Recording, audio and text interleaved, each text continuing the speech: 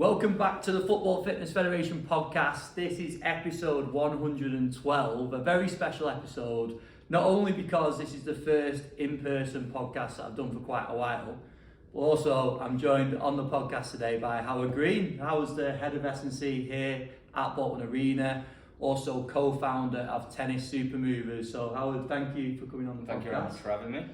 No, it's great to have you on. I've said a lot on previous episodes that I love tapping into different sports, seeing how different coaches prepare for different demands, and I think it's perfect to sort of tap into that with yourself today and some of the athletes that you're working with.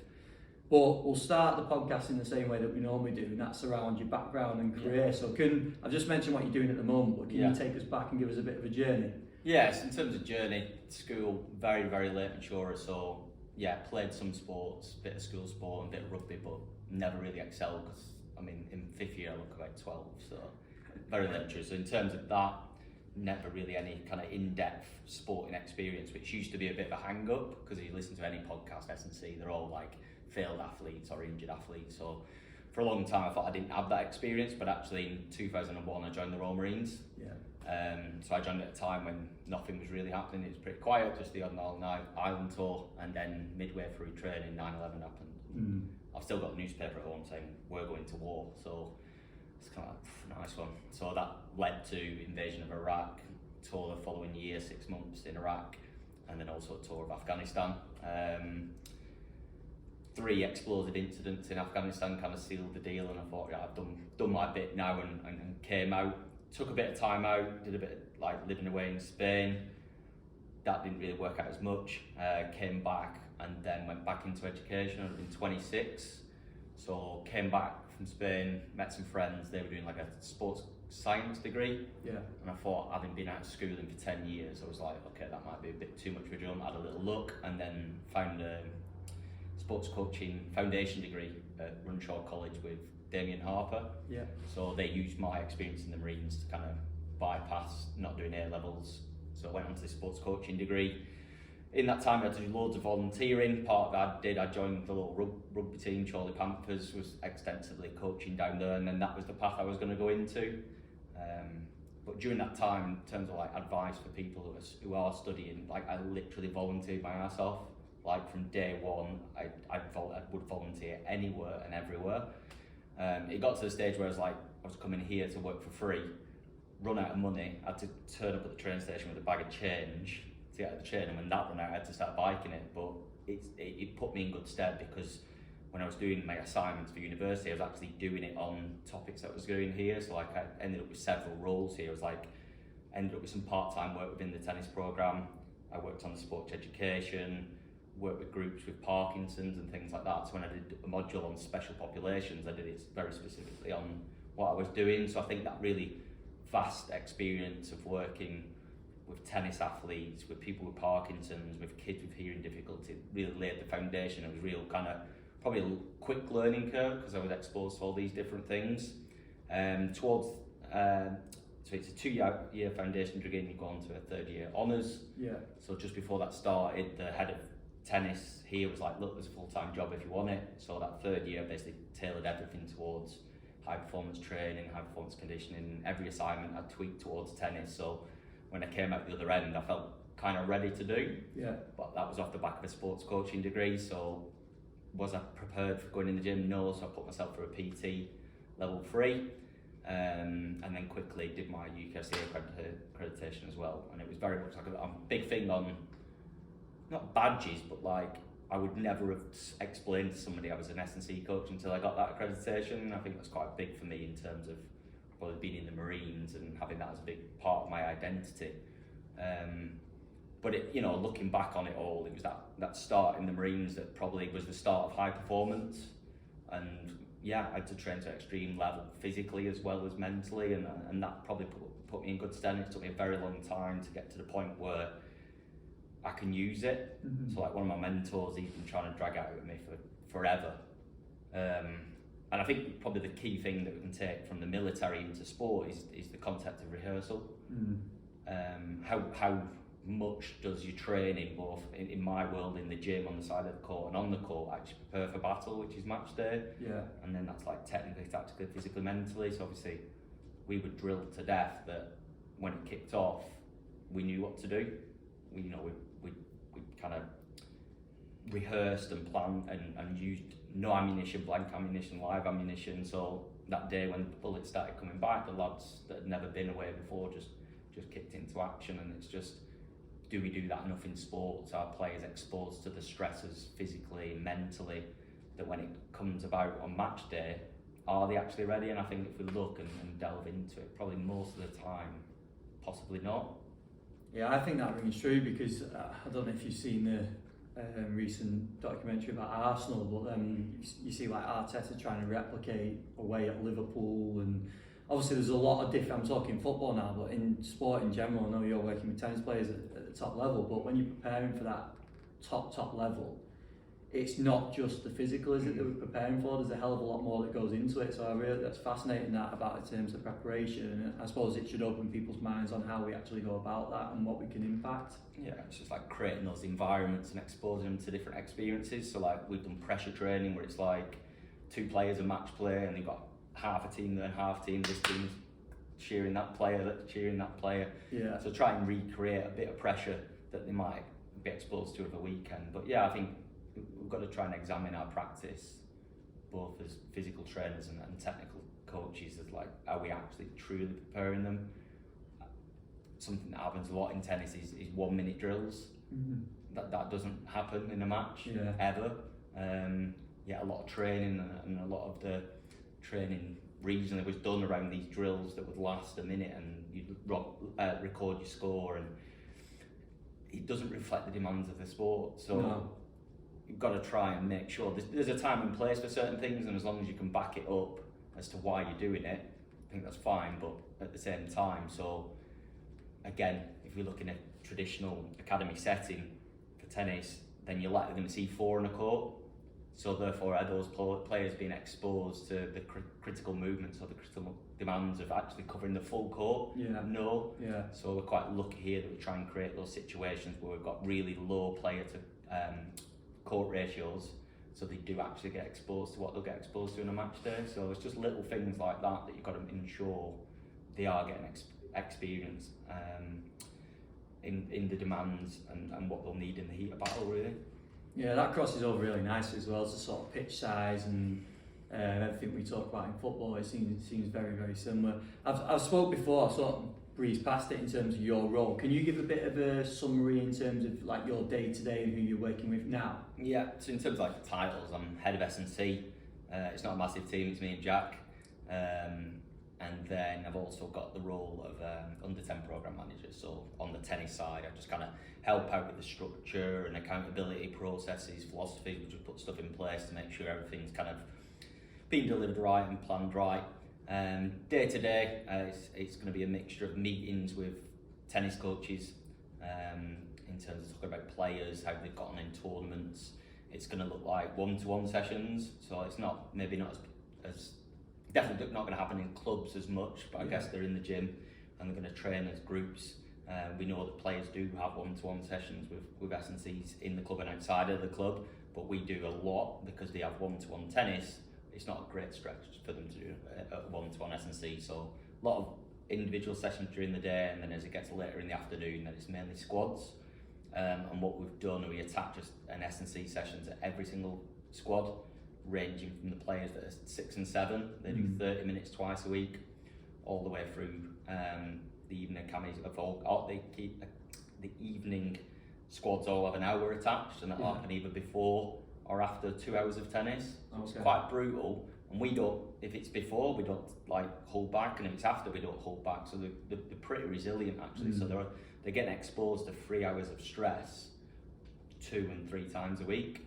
And then we go all the way up to our full-time academy. There's the guys that are like 16 plus who will be out on the ITF circuit and usually kind of doing education remotely.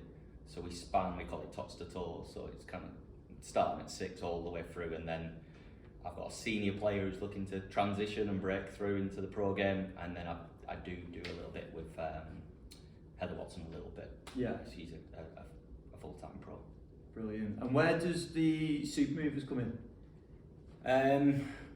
So it kind of got forced upon me a little bit from Simon Brundish.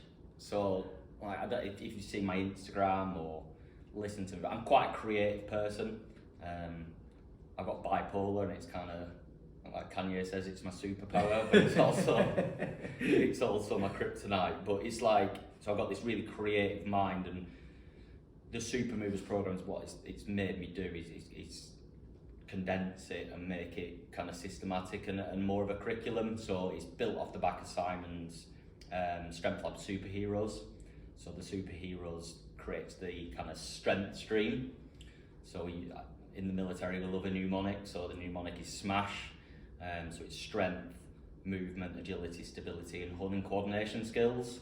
And we're effectively, the way we've built it is around the demands of the sport and the movement demands. So we have different levels, so there's like 8 foundational levels.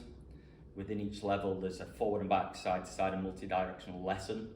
And then within each lesson you have the SMASH curriculum. So it's quite expansive, but at the same time it's quite systematic in nature. It's a progressive curriculum. You only advance as you earn the right to, and it's an online program. And what I've done, I guess a little bit of a USP, the way I've tried to video it is as if we're on a Zoom session together. Yeah.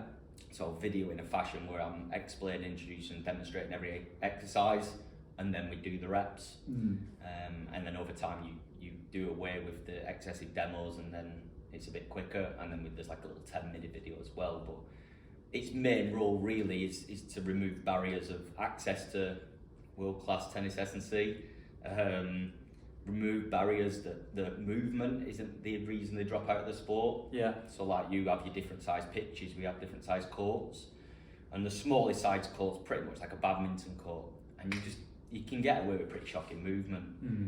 Then it moves up to a full-size court, but we have lines, so it's reduced, but it's a big jump. Yeah. Then it jumps again to a full-size court, each time with a low-compression ball.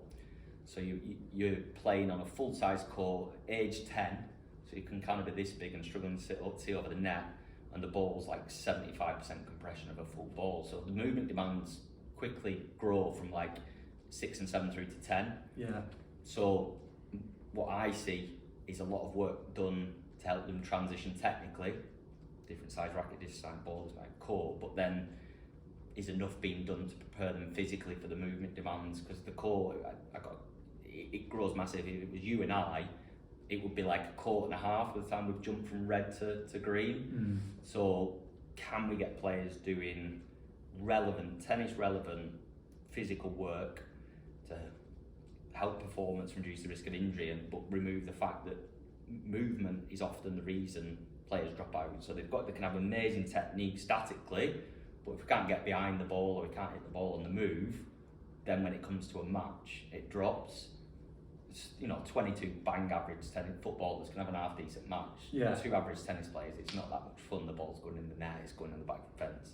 So movement demands are really, really important. I think you'll see and hear a lot of crossovers the way you're talking about poor movement and stuff. We hear it all the time in football that player doesn't move well, and it's not really subjective.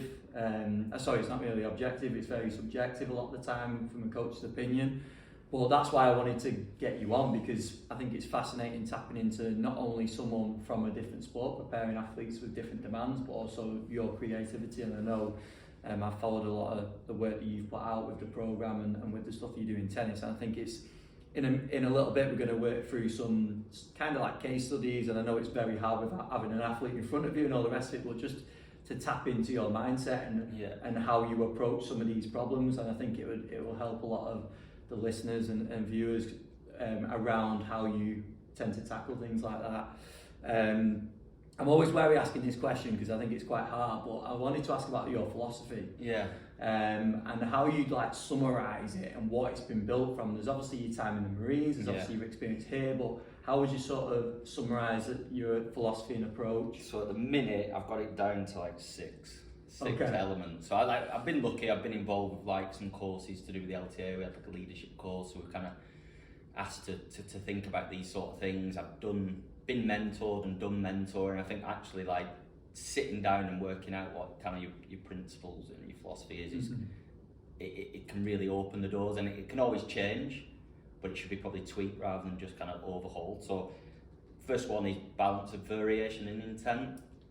So if we're trying to, what are the two aspects, like the two ends of the spectrum? So like tennis is a massively open skill sport, as is football, so therefore what we need to do as S&Cs is quite difficult to pinpoint, whereas say if you work with cycling or rowing, it's very obvious, and therefore I'd find that really, really boring. Because it'd just be very clear what you need to do day in, day out. There's certain things you'd have to think about. I remember basically Martin, the S&C, was told to give Vicky the biggest quads and glutes she'd ever had, and she was going to win gold, and that they did it, and they even built machines to help her achieve that. So that I just couldn't stand that. So I think over the years, because I came into it with no experience in tennis, and I wasn't an S&C, like I just kind of gravitated toward it. I was always like panicking that I didn't know what I was doing, but in my head I was like, right, well, you don't panic when you're in reception at primary school. I'm just going to approach this as if I'm just going through school, and over time then I'll become more knowledgeable and more kind of competent in what I'm doing. So now I'm like 11 years deep. I think, okay, well, I'm like in year 11, I'm doing my GCSEs, and I think I've become a much more traditional S&C coach. And I think a lot of it's driven by environment. So for a long time, on the side of the court, I had a Asda trolley full of med balls, and then a smaller Asda trolley with some adjustable dumbbells. So that very much drove my programming and the sessions I delivered, because that's all I had. Been very fortunate now, they've invested, and we've got like a 2-room gym now. My experience has grown, so I'd say our program is the most S&C it's ever been in terms of lifting, in terms of plyometrics, but mainly the resistance work. We're probably doing the most resistance work we've ever done. So that's your intent, making sure you're doing that, making sure you're getting right volumes of your plyos and your change of direction and your speed work. But then your variation is all your coordination stuff. And if you were to watch a typical session, that's going to look probably from the start, we're going to do our mobility work, we're going to do some activity, we'll do a warm-up, and then we'll do our plyos, we'll do our movement, and that'll probably take about 30 minutes. And then the next 30 minutes are in the gym. But in that kind of variation space is, you know, if we just look at coordination only, which is something I've like looked into, another mnemonic, RV radio, there's reactions, there's balance, there's rhythm, adaptability, differentiation, interoperability and orientation. I think if you look at the athletic skills model, they've got a lot of that stuff in there if you want to look at what some of those are. But that opens loads of doors of what we can do. But then you can go down that rabbit hole too much as well, and you can look at in the past you might look up at the clock and you've done 45 minutes of 15 minutes could have been fluff. So it's that not being too square dick, but at the same time you're not a circus trainer, and it's just finding that middle ground to ensure if somebody challenge you at the end of the session, what do you think you've achieved? Probably skill, and what have you achieved physiologically? Okay, I can probably go right, that's what we went after and that's what we went after, so that's probably where I'm at now. Next one, it's not just for kids, it's all athletes, the chocolate covered broccoli. I think I've stolen that from a guy Mike Barrell. Darren Roberts talks about hiding the broccoli, but ultimately if we take a situation where you give a small kid a balloon, tell him to hit it up in the air, touch the floor and then hit the balloon up again, we're disguising a squat pattern. So how can we be smart and sneak stuff in without overcoaching? Because there was a time I was doing some work around at my friend's house, my little godson, what are you up to? And I've got all these like functional training for sports books, all this going anyway, just opens it up and just starts knocking out like lunges and squats, and he's never done them before in his life. I just took a step back and was like, how much we overcoach athletes. He literally looked at 3 images and we're just knocking the movements out. So that's important as well, that we don't overcoach. So that's the next one. How can we disguise the work with the youngest ones, but at the same time, even with your pro athletes, you can sneak stuff in, but with games, with chaos, with tag games and all that sort of stuff. So it goes all the way from like using balloons to hide squats to disguising reactive agility training with games with athletes, and I use a lot of races where you've got to collect this size cone and this and this and this and do different tasks. So therefore you've got speed, you've got quickness, you've got agility, but you've got accuracy as well, which is really important for our guys. Next one would be like asking the same question, but have the opportunity to have multiple answers. So, it might be a player that needs to work on their forehand. Well, there's a lot of different ways we could go about that. They could actually shadow the forehand, we could use a med ball, they could use a cable, and it's just, I try and look at it as like, how can I flood the system with all these different things, but actually the answer's very similar. So it's not fluff, because at the end of each sentence or every drill, it's that again, and it's that again, and it's that again, and I think that makes it more interesting for the athlete as well. Next, probably it filters into everything, it's like the why, and that's something Darren hammered into me, was like, probably 5 times you need to answer why you're doing that, why that drill today, why that drill with this, this part of the training periodization, why precisely is that. So somebody should be able to really pick at you, and you not get defensive or panic, and just be very, very clear why you've chose that drill, because it fits into this day, this week, this month, this phase. So that, I think that's super important. Yeah, it's great. Thinking about ripping off Liver King and bringing in context is king. I don't think taking my top off on social media is going to be the right thing. I don't think the missus will be happy with that, but I've got to think of some way to rip him off. So that kind of comes from, so like, I put a lot of stuff out on Instagram, and a lot of people do, a lot of really good stuff, but the situation is, okay, I'm on in half an hour, I'm going to have a coffee, let's have a little flick through, oh, that looks good. But you don't really know the context of the drill. So he's then not for 5 times what's the why. Yeah. He's not for what are the regressions, what are the progressions, Shirley Weingraf lateralizations, which is similar, but he then implements the drill in his warm-up. He finds it too easy, he finds it too hard, it's chaos. Does he make the call to like can it and feel like he looks like a fool, or does he persevere and waste 20 minutes? So it's just ensuring like that context and why come together, and again, you're very clear on what you're doing. Again, especially if you're going to go down this coordination route, like, it doesn't want to be just juggling for juggling's sake. There's got to be that context behind it. And then back to some broccoli. What's inside the broccoli? Like, what are the supporting elements? Like, if that's the overall, a change of direction, well, there's plenty of things going on. We've got our acceleration, we've got our deceleration, we've got the cut. There's lots of pieces. So we'll come to it in a minute, I'm sure, with the movement stuff. Like, it doesn't move well. Okay, which part? What do you mean? There's more. There's not one part. Movement isn't one thing. In tennis, there's several things that are going on at once. Which one is the issue? So, can you break it down? Can you make it simple? That kind of Einstein, if you can't make it simple, you don't understand it yourself. So, at the minute, that's where we're at with the philosophy. I love the broccoli, and we'll be waiting for them t-shirts to come out. Yeah, soon. No, I think that's great. I think that the why, the facts around why are really important, aren't they? Because, like, as a coach at any level, and I think for young coaches in particular, having that in the back of your mind. I always used to do it when I probably still do it now. I always imagine someone walking in and saying, why are you doing that right now? Whether it's part of your warm-up, like whether it's a mobility drill, whether it's a certain element of strength or a certain explosive movement or something. If you're constantly thinking that someone's going to question it, you kind of question it yourself before it happens. So I think that's a great point for coaches at all different levels. I think there's a Bruce Lee quote. Like, when I started, I just thought a punch was a punch and a kick was a kick. Then I learned that I didn't, there's all these different elements, but then I came back, a punch is just a punch, a kick is just a kick. That's kind of your Dunning-Kruger, and it's like, you start, then you make it overly complex, and then you come back to simplicity, and that's where, I'm going off a bit of a tangent, but like that youth physical development model, that youngest age, we look at structure, low structure. That doesn't mean no structure. Yeah. It's hide the broccoli.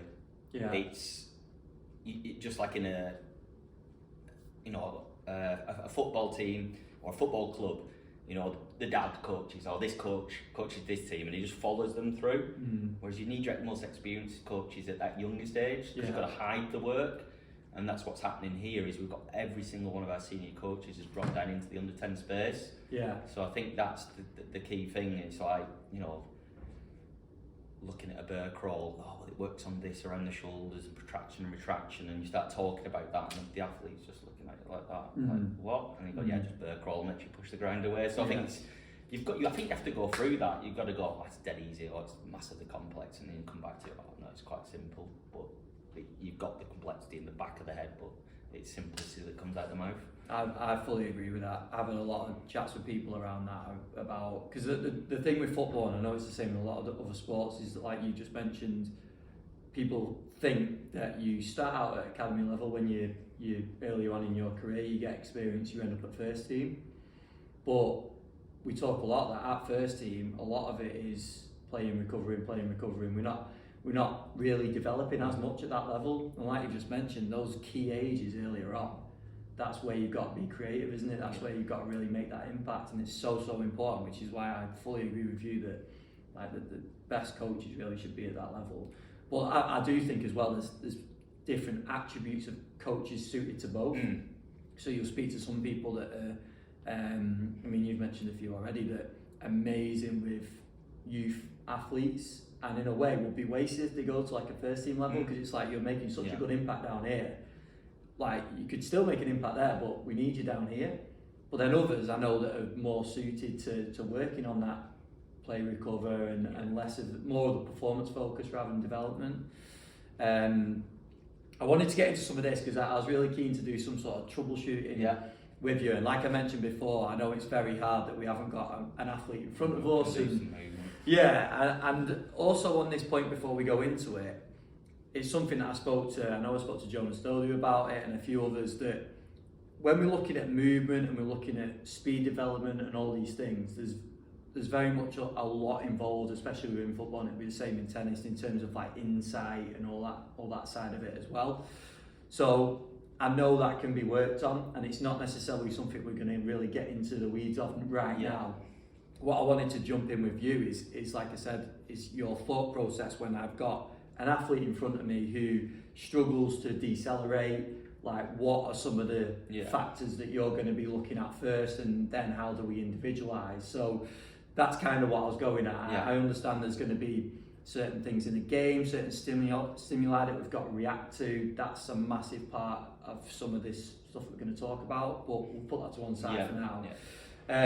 So I've got a few that I brought up. The first one is that. So players, we'll talk about it a lot in football. We're pressing, we're dropping into deceleration patterns. Players struggle with it. So if you've had a player like that in a tennis context as well, what would be the sort of step-to-step process you'd go through, or even just a mindset that you'd be going into? So again, it's taken time, but we've got to a stage now where it's clear. So one of the core philosophies of tennis SuperMovers is the integrated tennis shapes. So we try and use the word shapes quite a bit. So you've got your fundamental movement skills and then your fundamental movement shapes. So what we would typically see in the gym, but also the shapes that underpin the skills. So you've got the integrated tennis shapes at the centre, and then that surrounds observation, communication and intervention. So if we're observing and we've got an S&C and a technical coach, we're looking at it with a similar lens. I'm not looking at one specific thing and then you're looking at something completely different, because then we're struggling. And then again, when it comes to communication, we've already talked about it, keep it simple. There's no benefit whatsoever for me using physiological language with the coach and player, because I'm just going to have to repeat myself anyway. So challenge yourself to be simple with your language, but also for us, we have different kind of ways that we hit the ball. So then you've got to make sure we're using the same language as well. What are you going to name that move? Some name it a mogul, some name it an open stance shuffle. Like, you've got to be clear on that. And then when it comes to the intervention, which is kind of what you're talking about, we're very clear on what it is, whose responsibility it is, and then ideally how long is that going to take.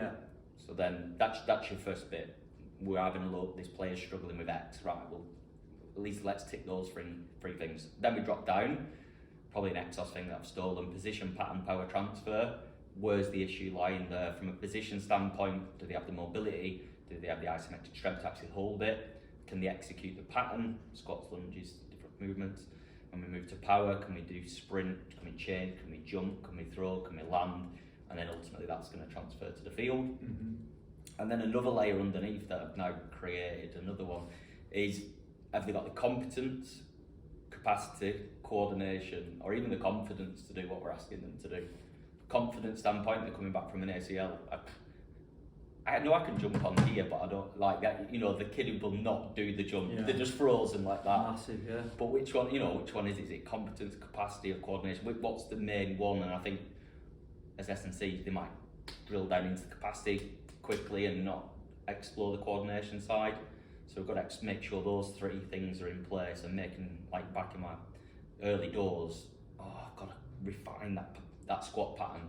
You know, it's a 1 out of 5, so I never spend forever coming up with correctives. No, grab hold of a TRX and just groove the pattern. Yeah. So where is it fitting in and all those sort of things. And then if it's a specific topic, deceleration, what are going to be like the underpinning qualities behind it? So dynamic for decel, have they got dynamic balance? Have they got eccentric strength? Have they got power? Or have they got reactive strength? So I think when we can get to like, I love a schematic, because then you can break down what's going on, and then you can go, right, well, do we even work on that? Do we ever fill that bucket, or do we overfill that one and not that one? So I think like when you can break things down into its core components, you can then go, does that get trained enough? Are we training at the right time? And then that just boils down to be able to come up with your answer. Yeah. So deceleration is a topic.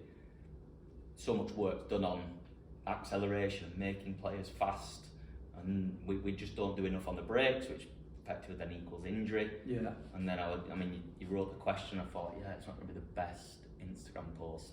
I can make your player really slow and stop. It's not as sexy, is it? But no. I'm sure we could spend 5 minutes now scrolling through Insta. We'll see loads of speed and accel stuff and very little decel. So it's just making sure. I think for me, we do a lot of like plyos in different directions. I think because the sport requires that, we explore lots of different directions. We'll use a lot of like stiff work. Yeah. We jump in different directions. We use a lot of bounds. Something we've just started to explore now is, I think they call them like yielding. The plyos plus guy, is it? Yeah. And actually, if you look at your jump training, it's always a stiff landing. And even if there is like a bit of a rebound, it's always quite a short one. So we've kind of got now where it's like jump, sing, and go like that. So we're starting to have that in, because that's for me, it's gonna help with that decel. It's gonna help with the loading of the shot. So I guess it's just ensuring for decel, those 4 key components, are they being worked, and are they being worked in multiple of different ways to prepare for the multi-directional nature of the sport. Now you're seeing why I got him on to talk about this stuff. No, it's great. I love the sort of thought process around it, because I know it's really hard to be like, we can't be so specific, because like I said, we've not got someone in front of us, but I think talking about all these factors and all these different areas is so important, and it probably gets a little bit too simplified sometimes, or someone just needs more strength. Yeah. And it's like, well, okay, well, they might, but there's a lot of other factors that are going into it. So like, I knew this was coming, and you talked about like cases, and so like literally before this session, using like a change of direction drill that's also a fitness test.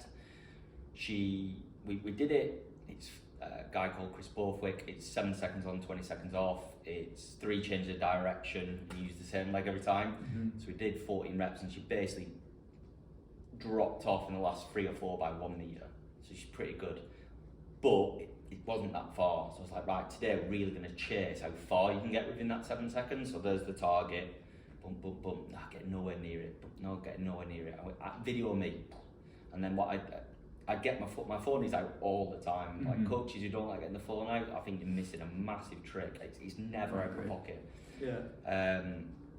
It's always out of my pocket. So right, video you, video me, let's watch it, what's different? And I knew what was going on. She basically changed direction too tall.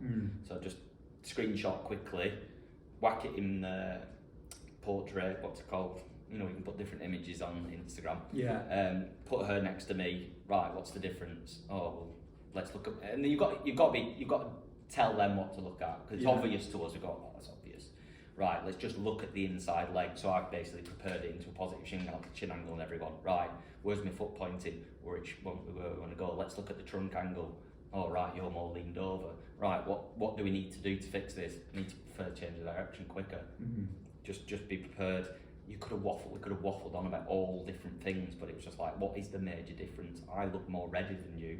Try that, and within a few reps, better. Watch it before and after. Okay, we've made a bit of a change. Yeah. It's not to say that change now stays. You're gonna have to continue to work on it, but again, in that video time, you can kind of be having to think yourself as well, because sometimes you're not always going to know, but if you watch them, watch you, watch them, watch you, then you're like, alright, it's that, and then you kind of delve down that, like, what we're going to think about, prepare earlier, that's it. Yeah. And just back to that simplicity and communication. Yeah, I think that getting them involved in that decision process is massive as well, isn't it? Because straight away, as physical people, as athletes, like they're going to come up with some sort of solution one way or another, aren't they? Especially if they see a good example of it as well.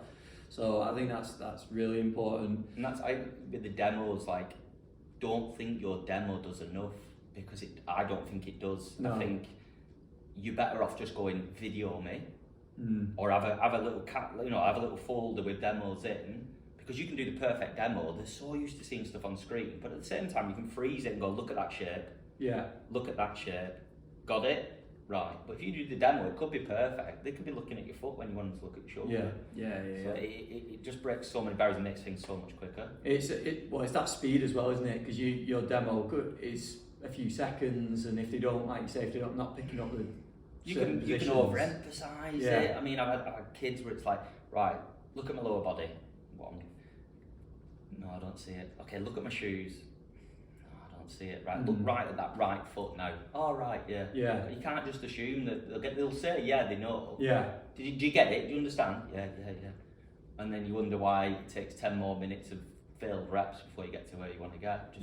Just get it done. So that's like a detail on you want to change the direction as well. Yeah, because I think one of the other ones is like obviously a decel to like a change of direction. Yeah. Which I'm just trying to pick out just a few common ones that you'd see within a game, and I know this would also transfer quite nicely to tennis as well. So yeah, decel into sort of a change of direction as well. Yeah, so we'll use a 505. We either do it traditional 10 metres and back 5, or they do it across the court slightly modified, it's like 10.97 metres. So probably the key area there, look at the actual change of direction itself. Where should we go there? So if you think about your feet, this is the line we're changing direction on. So depending where, this is the inside leg and that's the outside leg, depending on where that one is, we're going to call it different things. So if he's coming back this way and the foot's here, and I've got a clear line of sight where I'm going, we're going to call that positive. If we're here, then that's going to be neutral, but if it's here, it's negative. Yeah. And that's the player that, when you watch them, they change direction, they actually do a banana on the way back and actually try and take out your speaker, even though they're miles apart. You're like, oh! Everyone relate to that, I think. I've actually done that, like how do you actually manage? And that's what it boils down to, is that change of direction. They'll basically block themselves off with the inside leg. Yeah. Two options, you either move that leg out of the way or they go round it. And they traditionally go round it, and either one makes them slower. So all you do, use a wall like this, and you place a cone probably 1.5 metres away, right, run, change direction of the cone facing the wall. Yeah. Then you just keep nudging the cone and effectively, if they're going to go along this wall, change direction on their left leg and push back.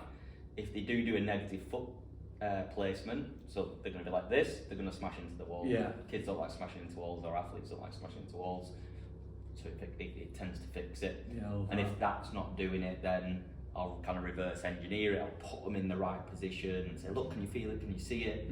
Accelerate from there, right? Try and accelerate from there. Okay, go in the close, like the negative one.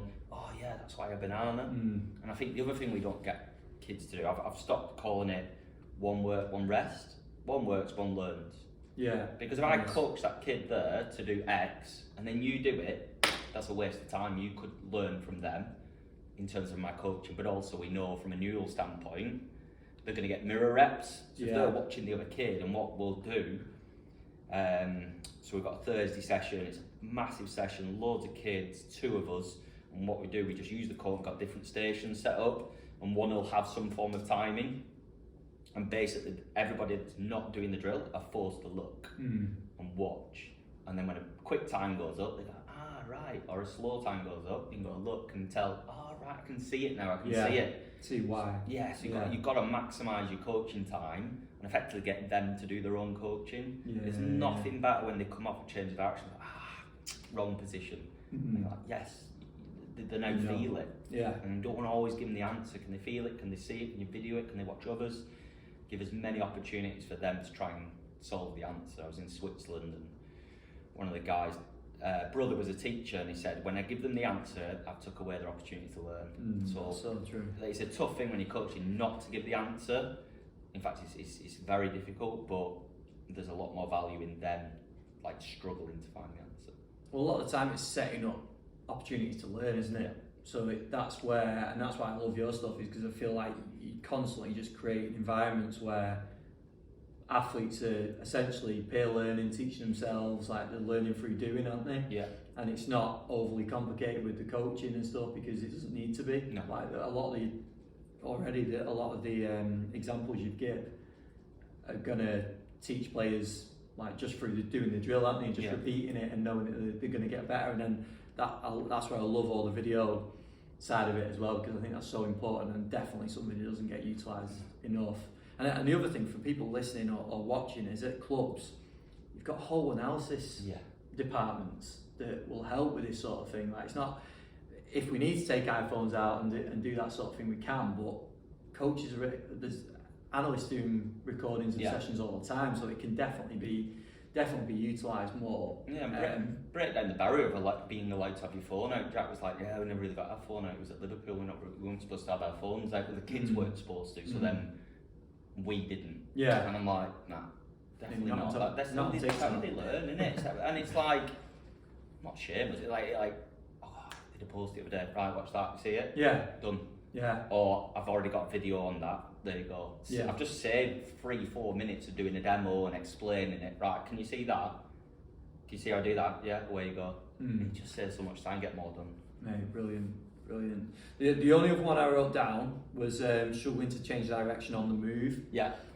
So that's going to be one a lot of the time, and this is where it gets a little bit more contextual for football. Yeah. Because obviously a lot of the sort of change direction work will be done on the move, like different positions. There's loads of research coming out now. I know you've mentioned Damon Harper already. Like, some of those guys are doing some incredible work on actually where players are producing speed from and different positions. So with that in mind, like, would there be anything you'd add to what you've already added? Yeah, so if I use tennis as a specific example, so we talked about like the integrated tennis shapes, and we have levels. So you've got your fundamentals, can they lunge, can they squat, because coach are going to gravitate to the racket work. Got to respect body work and footwork, and within like SuperMovers, you like draw lines. It's not biomechanics, just can they create that, like, that's not good. Yeah. That's better. Yeah. That lower body position in terms of pushing off is better. So the next level of the integrated tennis shapes is then really on court. So that triangular shape that we see a lot in terms of, you know, you see in the American football, people doing analysis. So like, are we in a position to ready to move? Then when we, like, I'll do tennis, so are we ready to move? Triangle position, level head. Can we then create that positive shin angle to start the move? Can we actually decelerate? Or can we create that deceleration position here?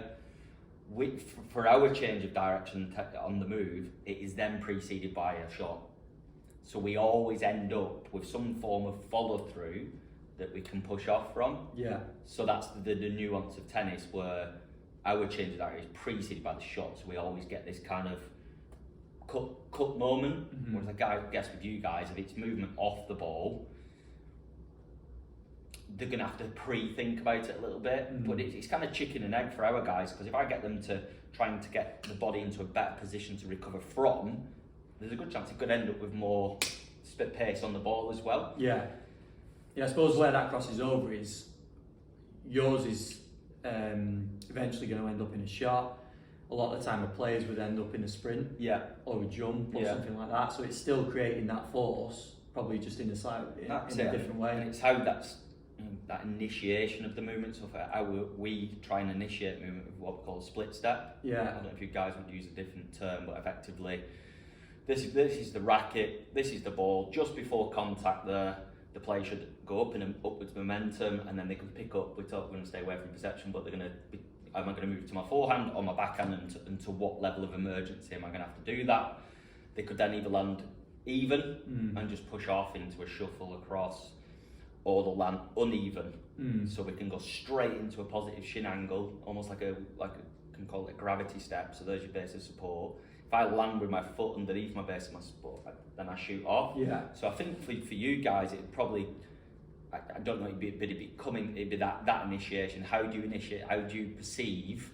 And then you could do your own type of split step to kind of evade and then push off. I'm trying to think of foot, but that would be it. Keepers. Yeah. Keepers do tennis movement. They do a split step. 100%. So there's a lot of transfer in stuff we do in our lateral movement to goalkeeping. So I guess as an outfielder, it would be, what is that? How you processing the information? How you anticipate? And how do you initiate the push off to then evade? Mate, it's brilliant. Such good information. I just want to know when football SuperMovers is coming. That's with all this free time that you've not got. I've got zero free time. But yeah, no, we've talked about it. Yeah, it's been discussed. Whether we get round to it in the next decade or not, I don't know. But yeah. No, I think there's so much value in that, and I really appreciate you going into that, because I know it can be hard, like I say, without having people in front of us. But I think there are a lot of crossovers with the two different sports. We always finish these podcasts with some quick fires. Okay. I didn't say. I didn't know this. No, so I've just dropped this on you. Sound. But not as technical as what we've spoke about already. So I always ask about your influences. Yeah. So if it's to say who are some of the biggest influences on your career so far, what would be some of the names that would jump out to you? I like Cressy. Yeah. I've got to shout out Chris McLeod. Massively got to shout him out. He was the head of S&C at the LTA. I think we've got similar brains. Very creative. But what he did in his time is he's gone now. He's gone back to the IS. He's produced frameworks, and I think from my discussions there, and then the ability to talk about case studies, because you've got this system to go through. Yeah. Right, I'm going to pass it through that filter, and then that filter, and that filter, and then that's the answer. Because, so yeah, I'm drifting, but yeah, I'll have conversations with the player. Right, you've had a week of tournaments. How do we make you win more or harder to beat? And I can listen and go, right, well, it's probably this. I've been doing the sport 10 years, so that is a bit easier, but I run it through a filter in my head and go, all right, let's experiment that. And the player will feel it, all right, yeah. So I think that's helped. An older guy, a tennis coach, Keith Reynolds, he's like 70 odd, he's just like a tennis Yoda. He's unbelievable. He still skips. He swims in his pond. He said, I'm suffering with arthritis, but it's really improved my contact point because it hurts if I don't hit the sweet spot. Simon Brundish to force me into, coming up with a system and it being structured. And Darren Roberts, just again, both ex-military, both got similar mindsets of this openness. But again, he works with action sport athletes. But if you're drilling down onto why he's doing it 5 times, he'll answer. So I think they're probably the top guys. Brilliant. I'm pretty sure you've probably answered this question before I actually ask it, but what would you say your biggest strength is as a practitioner? Yeah. Willingness to be creative, and definitely over time not take myself too seriously. Especially with like the slightly older ones. I've got to there's definitely got to be this barrier between me and you. I am the coach and you are the athlete, and there's always a massive barrier between us of no. And now I'm a lot more relaxed. I think that comes from I am fortunate to have to work with 7-year-olds and be an idiot, and then as I go older, I just keep being a bit of an idiot and just don't take yourself too seriously. Yeah, brilliant. And if we were to take you back or let you have a chat with the Howard that's just come out of the Marines, getting into S&C, being exposed to your first few athletes, what would be your top bit of a career advice for Howard back then? Yeah, I mean, probably go back to them philosophies that I've talked about, like make sure you're clear, context is king. Everyone has it, everyone has imposter syndrome, so it's hard, I mean, regardless of your level. It's okay to not know everything, just absolutely be consistent and nail the things you are confident on. Like, that's what I know, that's why I've been employed. You know, I got to work with a world number one after 5 years of tennis and S&C. Just back yourself on what you've been employed for. They've employed you for a reason, just hammer those. And you're always going to be improving and chipping away, but just stick to the things you're happy with. I'm confident with those 5 things. I'm just going to drive those home, and I'll work on the other 5 as I progress through my career. It's going to be a long career. Yeah. I'm interested in this one because I always ask around CPD and your kind of approach to CPD and continually progressing. And just before we started recording the podcast, I saw you having a conversation with I'm guessing a coach downstairs about different techniques and stuff. So I'm guessing you were always learning, you're always taking up these opportunities. But if you were to sort of define your approach to CPD, not necessarily courses, but how do you go about just continually progressing? I think the key one is like speed of application. Because of that feeling of imposter syndrome and coming into it maybe a little bit later and maybe being in a full-time role as a head of S&C with the grand total of 12 months, it forced me, and I probably paid for a lot of Brendan Chaplin's holidays. I was literally in Leeds most months seeing Vern Gambetta, Dan Baker, Dan John. Probably did it too much. Yeah. To the point where, I mean, I talked about Cressy already. You know, don't spend a fortune going to CPD this weekend. Get home Sunday night, rip up your methodology, and then confuse all your clients, athletes Monday morning. It's about small tweaks, but I think I did so much CPD, I didn't give myself time to go, right, I've done that CPD, and for the next 12 weeks, I'm going to apply it, review it, and go, right, that I like that, don't like that, that worked, and that didn't work. So I think it was that constantly looking to the horizon for validation of, well, I'll be better when I buy that book, when I do that online course, when I go and do that workshop, then I'll be a good S&C. And I'm still battling with myself now to just, the courses I've already got, the books I've already got, and right, just slowly tweak things, don't overhaul it in a wanna. That's probably the big one. Take your time, don't go and see Brent, don't go to Leeds every week, spend all your money. How's that changed now though? So you said like back then taking all this information, and I think there's probably 2 ways you could argue with that, isn't there? Because we need some exposure, but then you're right, at the same time you can constantly get things and just end up confusing yourself. Yeah. But like right now, day to day now, yeah, what would be the difference in the main approach now? With the knowledge that you've got and the experience you've got as well. Yeah, so it's kind of been forced upon me, and probably this would be the challenge to people, is like, write your book. Yeah. I'm not writing a book, but I'm producing a lot of webinars for somebody else. So, okay, I'm going to do a webinar on this topic. So I won't lie, I'm referring to journals, going back into books, I'm going back into my notes. And you put this one out and you're like, oh, it's pretty solid now. So force yourself. You maybe don't even need to show it anyone, but like, you know, right, well, I need to have a chapter on speed and agility, on strength development, on, you know, conditioning, and just consolidate your thoughts. And if you couldn't condense it into maybe a 1-pager on each topic to give somebody else, because that's my challenge, I want to create that Arsenal World Class Academy document. Yeah. If an intern comes in, or we get our place from Liverpool John Moore's, right, just have a quick read through that. That's our thought process right now. Yeah. Create that. Just create that little document where this is my philosophy. You know, I've took the time to think about it. This is how I go about applying it. Power precision, pass and transfer. What does that look like? Right. Maybe it's just like you know, you've got your schematics of agility and all that sort of stuff in there, but you could just hand it on and go, that's my brain right now. That's probably the way to do it. I love that. Great advice. Mate, I absolutely love it. I think there's some absolute gold in that episode, so I really appreciate you doing it. In terms of people following your work, I've made a little note. Your Instagram's Howard Green SuperMovers, is that right? Yeah.